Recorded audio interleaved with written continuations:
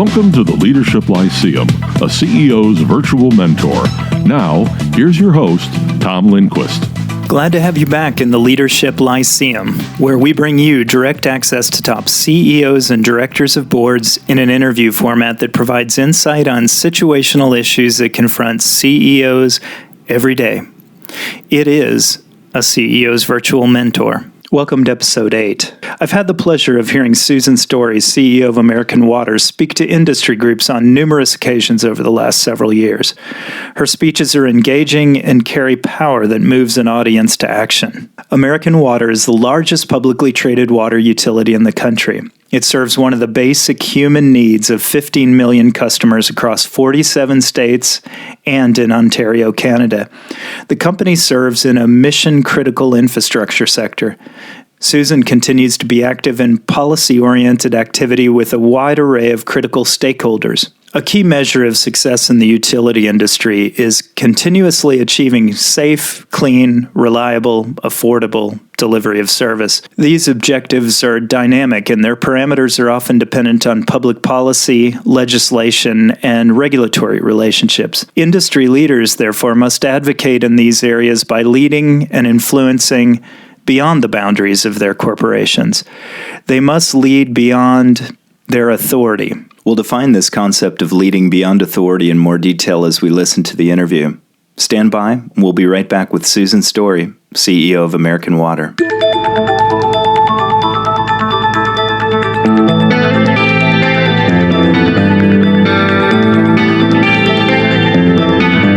Let's pick up the interview with Susan, describing key issues she's currently addressing in her public presentations on policy. When I look at water in terms of national water policy, there are four issues that jump out. The first issue is water supply. The second one is water infrastructure and the aging nature of water infrastructure and wastewater infrastructure in this country. The third is water quality and the emerging issues around water quality. And the fourth one is customer connectedness, or how utilities in the future will have to connect with customers more along the lines of how they connect with Amazon and other service providers and not typical traditional utilities. So in water supply, water, unlike electricity or natural gas, in those areas, especially in electricity, if you need more electricity, you build a plant to create electrons to provide electricity. With water, there's a finite amount of water. Basically, you get water from the ground, you get water from the surface, rivers, streams, etc., or you desalinate and take salt water and get the brine out and have fresh water from salt water, or you recycle and reuse. And that's it. Those are the only options that you have. The second issue is facing everyone in the United States, and that is the aging infrastructure. Just a few facts.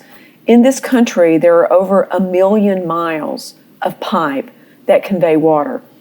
Every year, we lose 20% of treated water, or 2 trillion gallons. That means we've gone through the expense of getting the water, treating it, putting it in pipes, and before it ever gets to its destination, we've lost it because of leaks, main breaks, etc. On the wastewater side, there are about 700,000 miles of wastewater pipes around the country, and every year we have 900 billion gallons of untreated sewage that's going into our rivers and streams. So the issue of aging infrastructure is a critical one because it's also tied in with supply.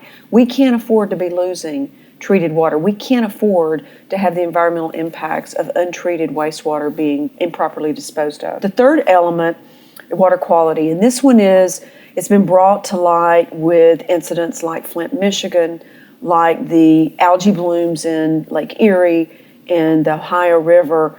And the thing here that I think is escaping most people is that the fact of the matter is there are 50 plus million identified chemicals in this country. The first 30 million, it took 33 years to find them, register them. The last 10 million, it took 9 months. Every 2.6 seconds, a new substance is being synthesized by the breakdown of chemicals and the reformation. Now, there are also 1,400 microbes that can affect drinking water, whether it's bacteria or viruses. So you have this array of issues that can affect our water, and the EPA regulates 90. So the issue of water quality water, emerging contamination. We have got to get better, and we've got to find new innovative technologies that allow us to monitor and ensure that our water supplies are safe. And the last one, customer connectedness. As a utility, the way we look at things at American Water is, let's assume the utility construct goes away. We want our customers, if given a choice, to choose us. So what are we doing for the customer experience? What are we doing for customer-facing technology?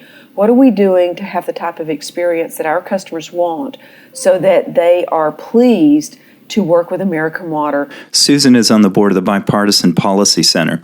The BPC is directly addressing many of these key areas of focus that Susan outlines through their unique approach to public policy. She covers the BPC's scope and mission in what follows. The Bipartisan Policy Center under Jason Grumet as the president has done an incredible job. They look at everything: healthcare, national defense, infrastructure, you name it, tax policy. It was begun by Senators Daschle and Dole. And what they said was, we've got to find a place where both sides of the aisle come in, and they don't say we're nonpartisan, they say we're bipartisan, which means we're not asking you to come to the table and forget what you believe. We're saying come to the table and find things that you can agree on. And I think they do extraordinary work. And it is a voice that really is out there saying, where is it that for the good of the country we can come together on major policy issues? So if you go to their website, which is bpc.org, you'll see the vast array of projects. I just happen to be plugged into the infrastructure.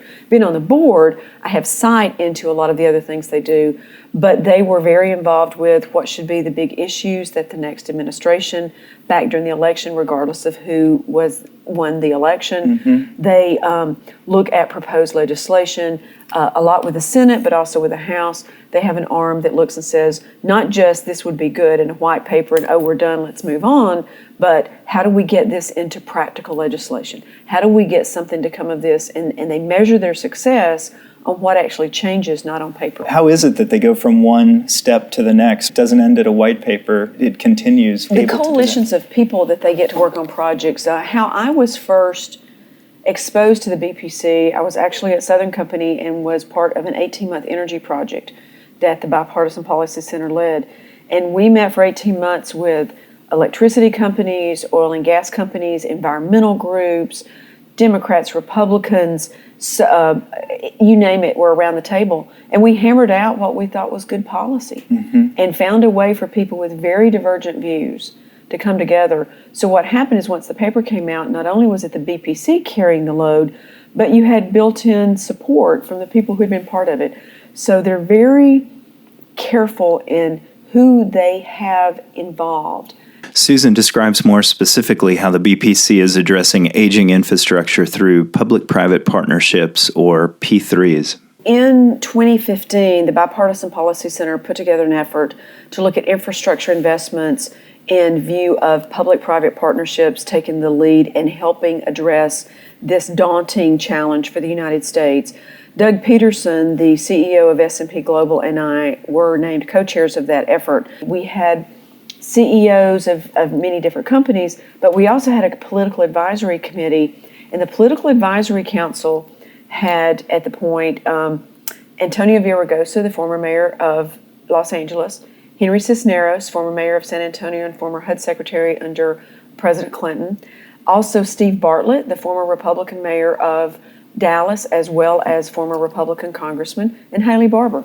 The report was issued in May of 2016. It mainly focuses on transportation and water and wastewater infrastructure, and it talks about the fact that we need to give public entities, municipalities, governmental entities, full optionality to address the challenges they have, whether those challenges are the ability to get equity financing from private equity, all the way to distressed systems who want to sell their assets to entities like us, like American Water, who can go in, buy the assets. So this report lays out very nicely optionality, the ability to bring solutions to the table so that all entities have the ability to make decisions about what's in the best interest of their citizens is something that this report does.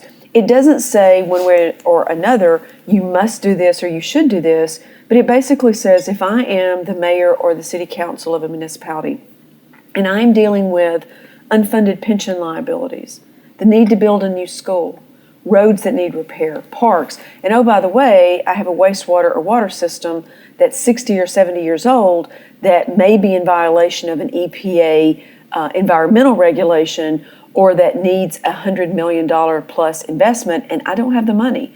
So maybe I sell my assets, at which point I get an infusion of cash into the city, and we are able to bring the expertise in without the type of rate shocks they would face if a city on its own tried to do that.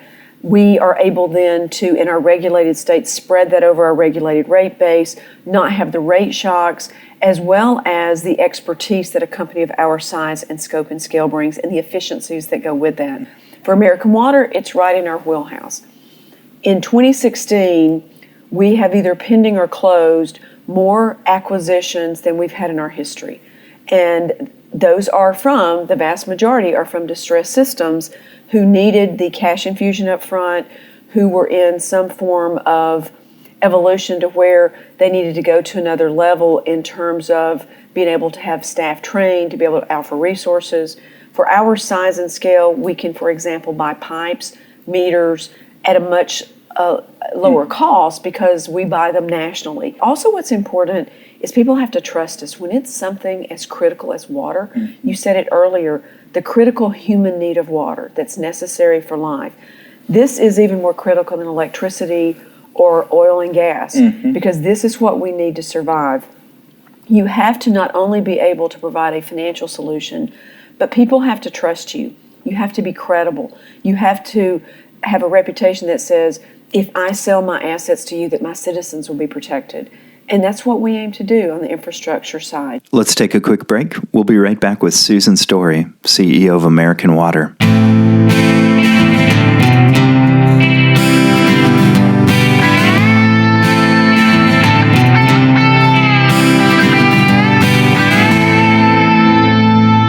We're back with Susan Story, CEO of American Water. I think there are 17 states that have serious state law limitations to public-private partnerships, and there might be 4 or so that have the right environment to encourage P3s. What is it that you're looking for when you envision the ideal public-private partnership at a state level? Well, actually, we are finding many of our states are very open and welcoming, because whether it's the state government or the utility commission, they're finding that sometimes private ownership, bailing out some of the distressed systems, is a good public policy for the state as well as across the country. So let me give you an example. Some of the states, some of the things they're doing to try to encourage this.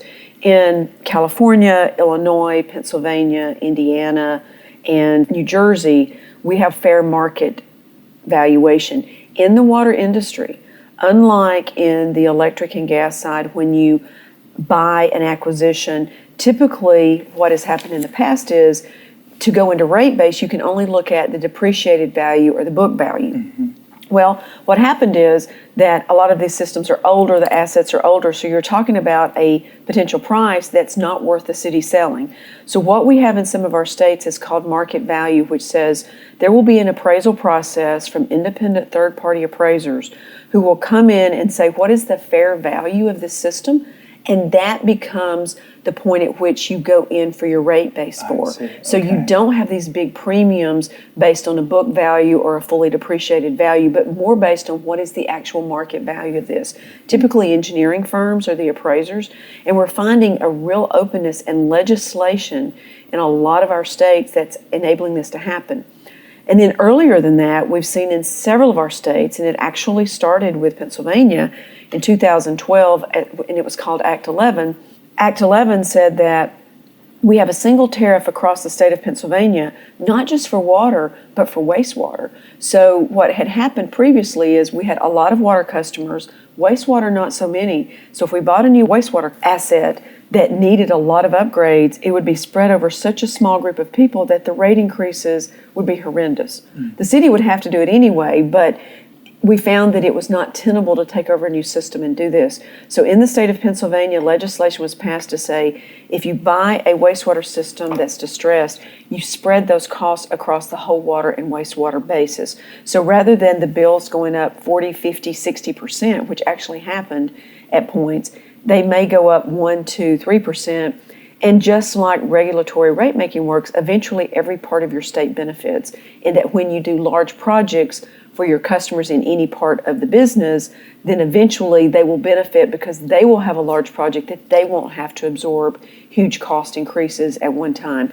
So laws that actually help us with single tariffs, laws that actually help us with fair market valuation, these are two really encouraging signs that we're seeing spread across the country. When you're trying to influence policy in other states to enable more of what you're seeing in Pennsylvania, how do you go about doing that? Well, what we do is, first of all, we look at best practices in states where there is compelling legislation. And then in every one of our states, we have state presidents and staffs, local staffs. So they are very in tune. In our company, while we are in 16 states regulated and 47 total, if it touches the customer, the state regulator, or the state legislator, those decisions are made locally. Mm-hmm. We're a very matrixed organization. The states have a lot of autonomy because running a water utility in California is very different from running our water utility in Illinois or West Virginia, etc. So decisions are made locally. We leverage the corporate groups to find ways to leverage volume procurement, systems, IT, human resources, those type of things. Our local folks who live in the community take best practices that we've seen from across the country, and they work with people from grassroots. It's done in the state capitals with our state employees who live there, most of whom have grown up there. It's a very local, community-based effort. It's not done out of New Jersey. Let's take a quick break. We'll be right back with Susan Story, CEO of American Water.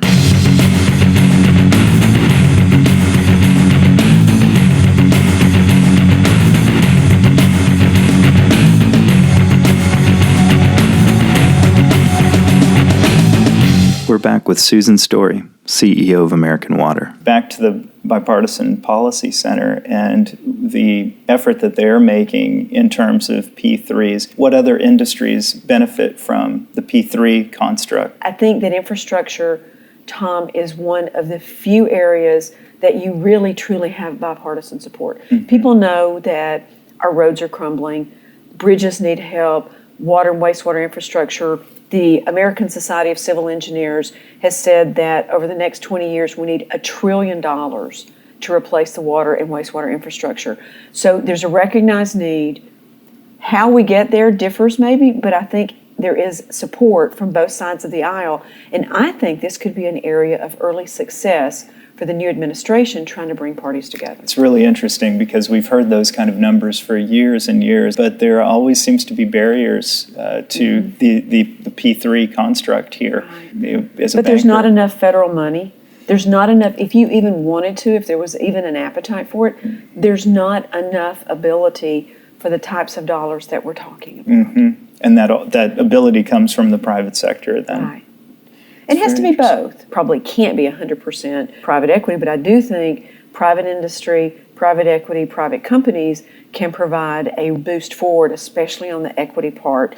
And for those municipalities who are already at their bonding capacity, the ability to be able to sell some assets when they're comfortable and at their own discretion, if this is what they find is best for them, we should make it easier for that to happen. I'll give you an example. There's something called defeasance of bonds. So if you're a municipality and you've borrowed tax-exempt to invest in water and wastewater, and you want to sell to American Water, well, in the Treasury, there is an obstacle that says, but if any of that money came from tax-exempt bonds, you have to pay those off before you can sell the assets.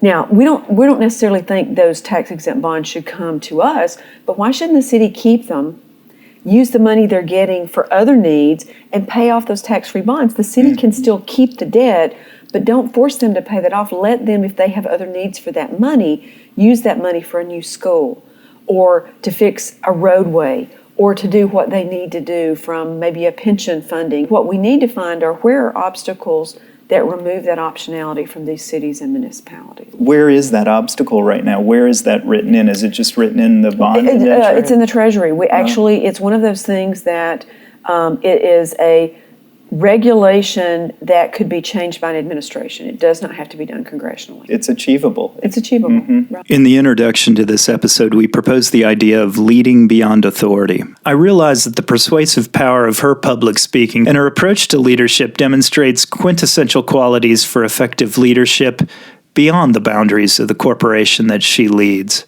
But what is leading beyond authority? There are three types of authority, according to famed sociologist Max Weber. There's authority based on legal rules. There's traditional authority based on traditions, customs, and historical precedents.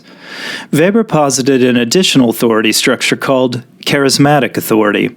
Charismatic authority is conferred on someone not by established norm or rule, but by an individual's personal history, their achievements, and their leadership qualities. Weber defines charisma as possessing exceptional qualities regarded as exemplary in the eyes of his or her followers. A utility executive leads beyond the boundaries of the corporation with charismatic authority. Leadership effectiveness in this sphere of charismatic authority, above and beyond the corporation's boundaries, requires unique characteristics and competencies that are often overlooked. Susan's story has those qualities. They are particularly evident in the section of the interview that follows. On the subject of this bipartisan broad view, what are the leadership requirements, do you think, for you in terms of your influence? What's the fundamental requirement on you to enable your influence much more broadly beyond your company? Because you've been very involved, very active in a much broader cross-industry manner. I think the one thing is to recognize that great ideas come from everywhere. And as Americans, we basically all want the same things. We have different ideas about how to get there. And I also find that if we listen to each other more than trying to make sure that we're heard up front, especially, that we find we have more in common than we think we do on the big issues. And then the other issues, it's okay not to agree on everything. In fact, it makes life a lot more interesting when you're around people who are different from you. You don't really learn a lot from people who are like you. So the ability to actually find it interesting and to be intellectually curious and to realize that we don't have to think the same for us to both to want the same thing and for you to have great ideas.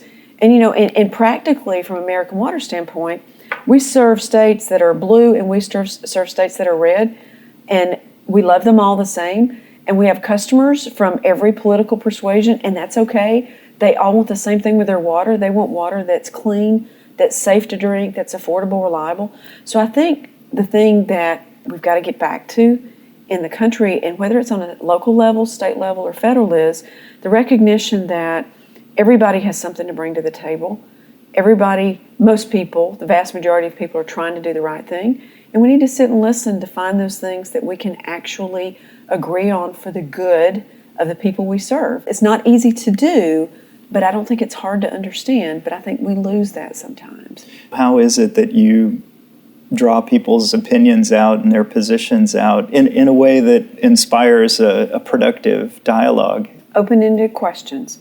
When you ask someone, for example, on a position is, so what do you think? And I'm real big, the folks I work with, to say, if you can only do 1, 2, or 3 things. So I like to narrow things down. So whether it's an individual or a big policy issue, it's what are the things that are most important to you? So I think if you ask that early, it helps you maneuver around, because I may find, Tom, for you, you say, these are the 2 things that are most important to me. And I may find that even if you and I are on polar opposite positions on some things, that the things that are most important to you, I'm okay with that, because there's a couple of other things that are more important to me. So you get past a lot of the dancing around and the battling on issues that may not matter, and you get to a point of agreement faster when you step back and go, here's what I really need, and here's what's most important to me. And you say, here's what I really need and what's most important to me. And when you do that, you get to a resolution much more constructively and much more quickly. And even on a personal basis, it helps that I actually find people really interesting. I mean, I honestly do. It's not, I just think people are fascinating. I think where they came from, how they are, what they think is important, how they view the world, how they see things. It's very interesting to me. So to ask open-ended questions like, well, tell me about yourself. And, why did you choose the job you're in? Why do you do what you do? If you could say, this year, if I could only get one thing done, what would it be that's most important to me? And then I think it helps you get to a good place. People throw around win-win all the time without having any idea what that really means. But win-win is, at the end of the day, you feel pretty good about what we did. You may not have gotten everything you want, and I may not have gotten everything I want, but I feel good about it, and I feel like we've made progress, and that people are better, things are better, communities are better because of the work we did. It's very foundational. It's human nature, and we spend so much time arguing about an issue before we even understand the person, and that's a big mistake. Now, I don't always do it, and no one's perfect at it, and I think we always have to work at it, but listening for understanding and really trying to figure out what's most important, I think helps us get there. There are many descriptors for the general qualities of the effective leader, but there are very few specific frameworks for effective leadership with charismatic authority. In 1951, Northwestern University professor Franklin Heyman established a list of qualities desirable for a leader engaged in democratic processes. These qualities include social sensitivity, which includes a respect and concern for others, extroversion, and a belief in the value of the individual. This sincere interest in other people is the most important attribute for this type of leader. Other qualities include sensitivity to the basic trends and moods of the group, knowledge and expertise in the area where they're expected to lead, facility in verbalizing the ideas of the group, vitality, maturity, and patience. These attributes enable her to successfully lead and influence people beyond her corporate authority into the areas of corporate social responsibility and public policy. How's your approach to moving issues forward in a broad fashion? Let's take water quality, for example. I was at an employee meeting, and I had an employee say, do the results of the election change what we're going to do environmentally? And my comment is, water quality is not a partisan issue. Having clean, safe water is not a partisan issue. We're going to do what we have to do, and it really doesn't matter who wins an election. I think the thing you do is, what are those fundamental things that bring people together? Things like making sure your children are safe, making sure the water you drink is safe, making sure that people have what they need to live their lives. If you talk in those bases, who doesn't understand? I want to make sure that I drink water and I don't get sick from it. I want to make sure that when my kids drink their water, that I don't worry that it has lead or contaminants in it. That draws everybody together. It doesn't matter where you live, what your socioeconomic status is, what party, fill in the blank, doesn't matter. That brings us together as human beings. And we don't spend enough time looking for those things. And I feel very blessed because in this job at American Water, we are so fortunate, and our employees see this as a calling, not a job. What we do is not just a service, it's not just a utility, it is something that is critical for life. And we take that very seriously. I think it's important to do what you're proud to do, and at the end of the day, you can say, this mattered. When it's 2 a.m. in the morning and it's 0 degrees and water's freezing and there's a main break and our folks are standing in a hole trying to fix the main break so people will have showers in the morning, that's just what they do. They don't think twice about it. Things are better because we're here. I think every person has a need to know that what they're doing matters. And if we understand that, I think we can sit down and find a way to answer. There's such a great deal of pride in those moments like you're talking about in very difficult conditions and bringing something back online. That's very gratifying in those moments of emergency or crisis. It is in crisis, but it's also in the things we do every day that we don't think about that make a difference. And I'll give you a specific example. So we have a backhoe operator in Pennsylvania, and his name is Herbie Sims. And Herbie goes and he gets the backhoe every morning and he goes down this street.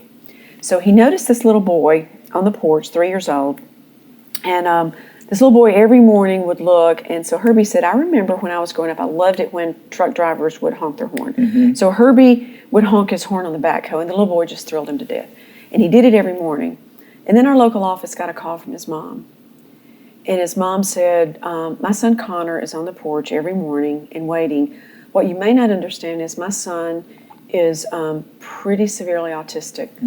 and it's hard to reach him, and our mornings don't start well because he doesn't want to get ready, but every morning he gets excited to run out on the porch to wait for Herbie to come by in the backhoe to beep at him. And Herbie and his wife found out about this, and then the company bought some toys, and Herbie and his wife did, and they went and spent some time with Connor and his little brother. And when Herbie got up to leave after 2 or 3 hours, Connor, who has trouble with human contact, went up and wrapped himself around Herbie's leg. Oh, that's beautiful. And his mother was talking about it and started crying and said, you know, his therapist was amazed because of his contact issues. But this, so you go back, yeah, the emergencies get all the attention, but to me, our employees in every day, just their normal work, doing something kind, doing something that he didn't even really think that much about. It's like, oh, this will be fun, I'll do this. And then wanting to go and spend time with this young man. You know, those are the things that make you go, wow, I'm glad to be part of Herbie's team because he makes a difference and he matters. And those are things you don't train and teach.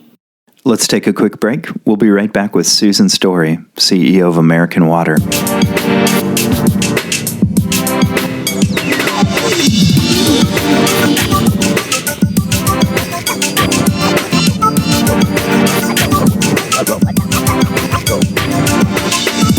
We're back with Susan Story, CEO of American Water. 5 years down the road, what would you like to see? What changes would you like to see? So what it looks like for water and wastewater is a fully integrated system that any issue on an emerging contaminant or a contaminant, any issue on a leak, any issue that's inefficient or potentially affecting water quality, we would know about instantly.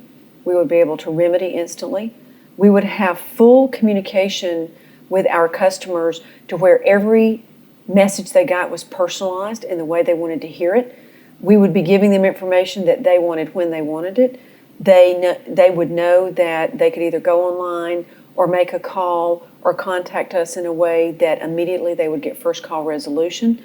And we would have a system that is so efficient that we're deploying capital and O&M so efficiently, and municipalities or governmental entities would be able to have full optionality as to their choices, and we would be their first choice. That they know that if it's New Jersey American or Pennsylvania American, California American, Illinois American, you name our state, that those are the folks that will take care of our citizens, and we will partner with them to make sure that our people have the best water services, and we don't have to worry about it. So how do you get there? I think removing the obstacles are things like we talked about earlier. With all these emerging contaminants I talked about earlier, with all of the threats to water quality, do you have people trained? Do you have the resources to monitor, to train, to use technology to make sure that we can meet all these challenges for water supply, water infrastructure, water quality, and giving the customer the experience that he or she wants, not just needs but wants? I think it's exciting using technology, the customer pulse, and making policy react to what people want and what they need. And I think if we step back and say, at the end of the day, what is it we're after? Safe, clean, reliable, and affordable water and water services. If that's really the goal, and I find it hard that anybody would be against those things, I think it's how do we get there, and how do we sit down at a table and prioritize how we're all going to get there. We're excited at American Water because of our size, scope, and scale. We want to be right up there at the front offering solutions, and people going, we feel good because we're going to get there because American Water is part of that solution. Setting extremely high standards for American Water and what American Water should look like and will look like in the next 5 years or so. And you're bringing to light those great things that people are doing out in the field or in their roles here. The people that I always say, you know, very few people get the honor and privilege of working with their heroes every day, and I do. Thank you, Susan, for doing this. Thanks. And for hosting me here. Yeah, Thank Tom, you, listen, you can't say no to people. That ends episode 8 with Susan Story, CEO of American Water, and our conversation, which reflects for the Lyceum her characteristic ability to lead, beyond authority. Coming up in early March in episode 9, we welcome Pedro Pizarro as our guest. Over the next few months, we will be featuring a few of the newly appointed CEOs of publicly traded companies. Pedro is CEO of $13 billion publicly traded Edison International in Los Angeles. Edison International owns Southern California Edison, which is one of the largest utilities in the country. The episode is entitled Perpetuating the California Dream, Progressive Policy Meets Progressive Leadership. See you again in early March. The Leadership Lyceum, a CEO's virtual mentor, has been a production of the Leadership Lyceum, LLC. Copyright 2016, all rights reserved. Come back and listen. It's lonely at this hour.